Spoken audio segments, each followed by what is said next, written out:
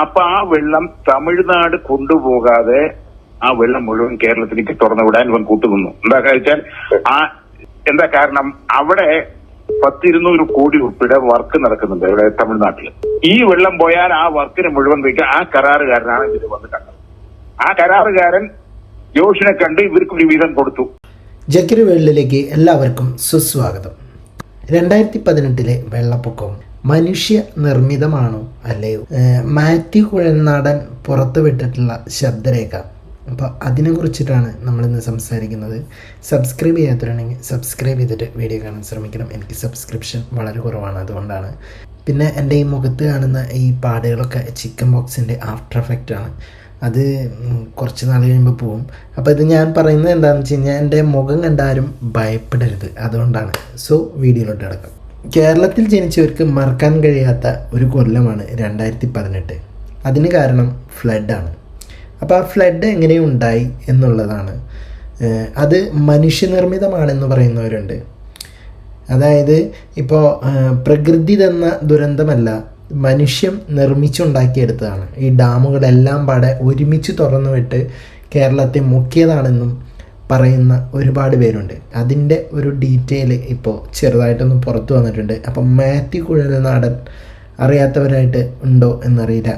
Muvattupuzha MLA, മൂവാറ്റുപുഴയിൽ നിന്ന് മത്സരിച്ച് നിയമസഭയിലെത്തിയ അദ്ദേഹം പിണറായി വിജയനെ നല്ല പോലെ എടുത്തിട്ട് നിയമസഭയിൽ പൊരിച്ചിട്ടുണ്ടായിരുന്നു. അപ്പോൾ കേരളത്തെ നടുക്കിയ പ്രളയകാലം മുതൽ JDSനുള്ളിൽ പുകഞ്ഞുകൊണ്ടിരുന്ന ഗ്രൂപ്പ് പോര് ഇപ്പോൾ മനുഷ്യനിർമ്മിത പ്രളയം ആരോപണത്തിൽ വന്നെത്തി നിൽക്കുകയാണ്.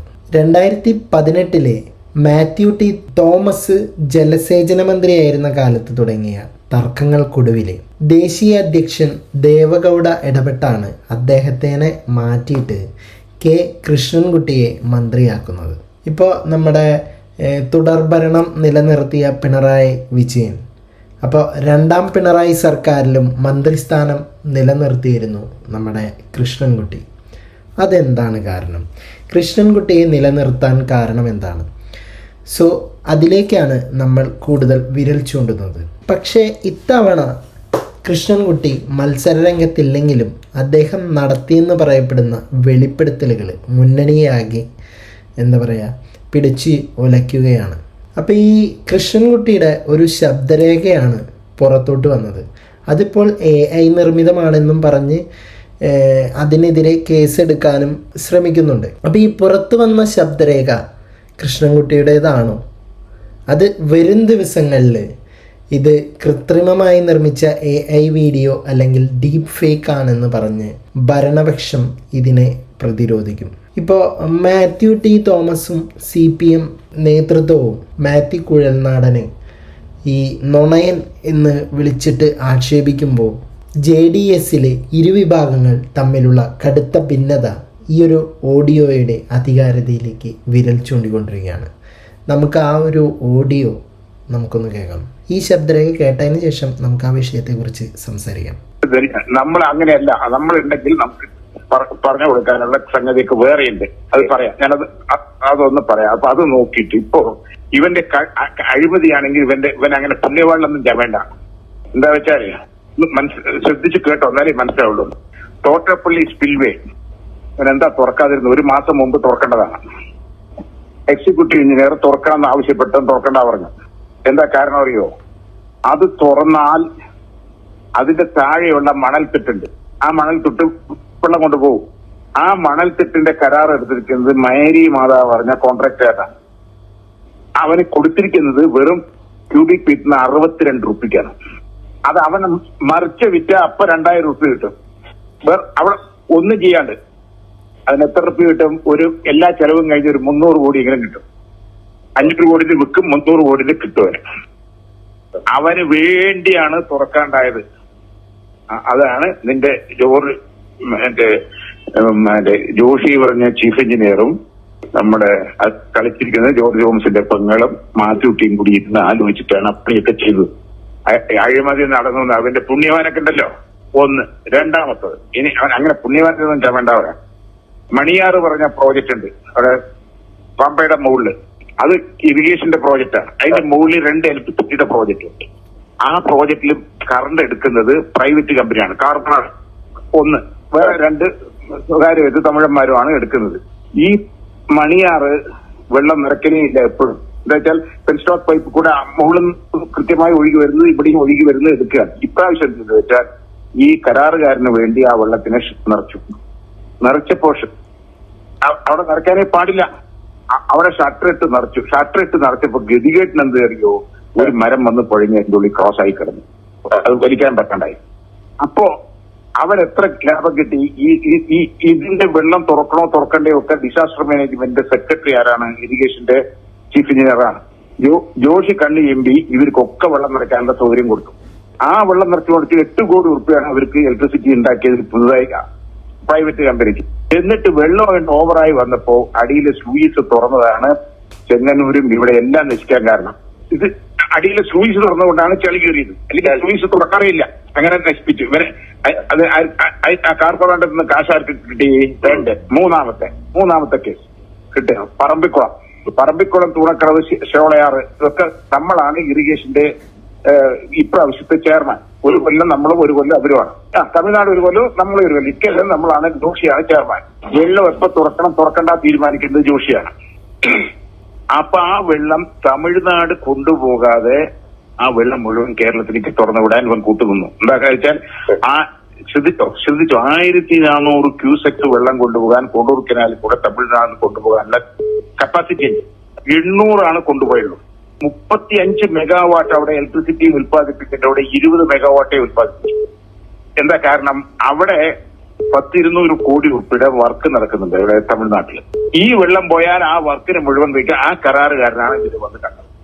ആ കരാറുകാരൻ ജോഷിനെ കണ്ട് ഇവർക്കൊരു വീതം കൊടുത്തപ്പോ ആ വെള്ളത്തിന് എന്ത് ചെയ്തു? പെരിങ്ങൽകുത്തിലേക്ക് തുറന്നു വിട്ടു. ചാലക്കുടി പുഴപ്പം അങ്ങനെയാണ് ചാലക്കുടി പുഴ മുഴുവൻ പോയത്. മനസ്സിലായില്ലേ? പുണ്യവാളൻ കാശ് ഞാൻ വലിയ ആദർശവാനാണ് പറയണ്ടല്ലോ.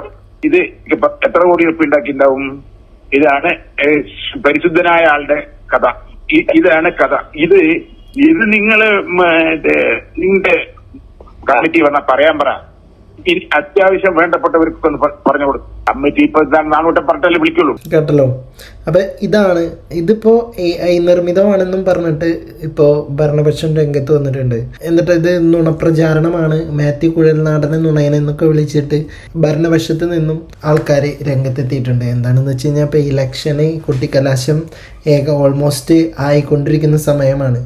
അപ്പോൾ പിണറായി വിജയൻ്റെ നെറ്റിക്കടിക്കുന്ന ഒരു ആണി പോലെയാണ് എനിക്കിത് തോന്നിയത്. എന്തായാലും ഈ 2018 പ്രളയം പ്രകൃതി ദുരന്തമല്ല എന്ന് കാണിക്കുന്ന ഒരു വ്യക്തമായ ഒരു ശബ്ദരേഖയാണ് മാത്യു കുഴൽനാടൻ ഇന്ന് പ്രസ് മീറ്റിലൂടെ പുറത്തുവിട്ടത്. പക്ഷെ അപ്പോഴും ഒരു ചോദ്യമുണ്ട്, എന്തുകൊണ്ട് ഇത്രയും നാളിത് പുറത്തുവിട്ടില്ല എന്നുള്ളതാണ്. ഓക്കെ, എന്തിനാണ് ഇപ്പോൾ ഈ ഇലക്ഷൻ ഈ ഒരു ലാസ്റ്റ് മിനിറ്റ് വരെ വെയിറ്റ് ചെയ്തതെന്നും കുറച്ച് നേരത്തോടെ ഇത് പുറത്തു വിടാമായിരുന്നു. ഒരു പക്ഷേ ഈ ശബരിമല കേസ് പോലെ ഇതും എങ്ങും എത്താതെ പോയേനെ. ഇനി നമുക്ക് ഒറ്റുനോക്കേണ്ട ഒരു സംഭവം എന്താണെന്ന് വെച്ച് കഴിഞ്ഞാൽ, ഇതിലിപ്പോൾ കൃഷ്ണൻകുട്ടിയാണ് സംസാരിച്ചിരിക്കുന്നത്. അപ്പോൾ ഈ വിവാദത്തിൽ കൃഷ്ണൻകുട്ടി നിയമ നടപടികളുമായിട്ട് മുന്നോട്ട് പോകുമോ എന്നതാണ് ഇപ്പോൾ നമ്മൾ ഒറ്റുനോക്കേണ്ടത്. ഈ ശബ്ദരേഖ എന്ന് പറയുന്ന സംഭവം വ്യാജമാണെങ്കിൽ അത് തെളിയിക്കാൻ ഫോറൻസിക് പരിശോധന ഉൾപ്പെടെയുള്ള നടപടികളൊക്കെ ആവശ്യമായിട്ട് വരുന്ന ഒരു സന്ദർഭമാണ്. പാർട്ടിക്കുള്ളിലെ ആഭ്യന്തര കലഹങ്ങൾക്കിടയിൽ, അതായത് എന്താ പറയുക, ഇത്തരമൊരു നിയമ പോരാട്ടം ദോഷം ചെയ്യുമോ എന്ന ആശങ്കയും JDSനുണ്ട്. അതുപോലെ തന്നെ മാത്യു T. തോമസ് തിരുവല്ലയിൽ വോട്ട് തേടുമ്പോൾ സ്വന്തം പാർട്ടിയിൽ മറ്റൊരു മന്ത്രിയുടെ പേരിൽ വന്ന ഈ ആരോപണം മാത്യു T. തോമസിന് വലിയ തിരിച്ചടിയാണ് നൽകാൻ പോകുന്നത്. പിന്നെ ഞാൻ നേരത്തെ പറഞ്ഞില്ലേ, മാത്യു കുഴൽനാടൻ പുറത്തുവിടുന്ന തെളിവുകളെല്ലാം കെട്ടിച്ചമച്ചാണെന്നും ഈ തെരഞ്ഞെടുപ്പ് ലക്ഷ്യം വെച്ചുള്ള ഗൂഢാലോചനയാണെന്നൊക്കെ ഈ CPM ആരോപിക്കുന്നുണ്ട്.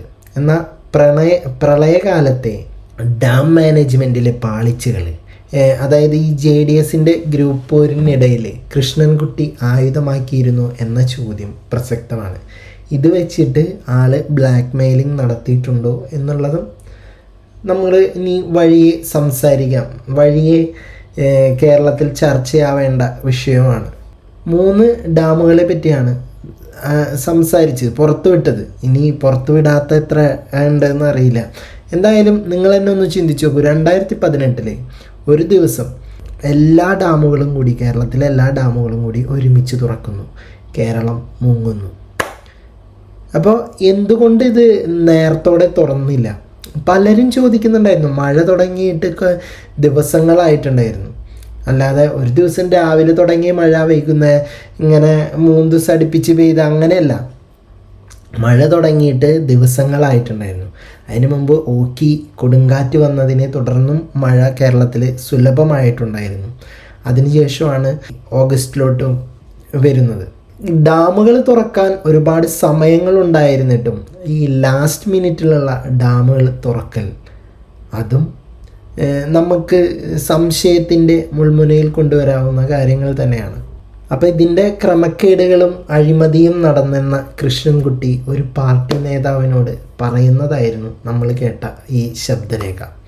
അപ്പോൾ അങ്ങനെയാണ് കുഴൽനാടൻ അവകാശപ്പെടുന്നത്.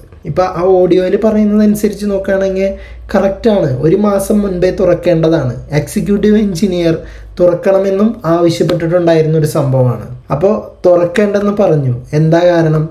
അത് തുറന്ന അതിന് താഴെയുള്ള ഒരു മണൽത്തിട്ട, ആ മണൽത്തിട്ട വെള്ളം കൊണ്ടുപോകും.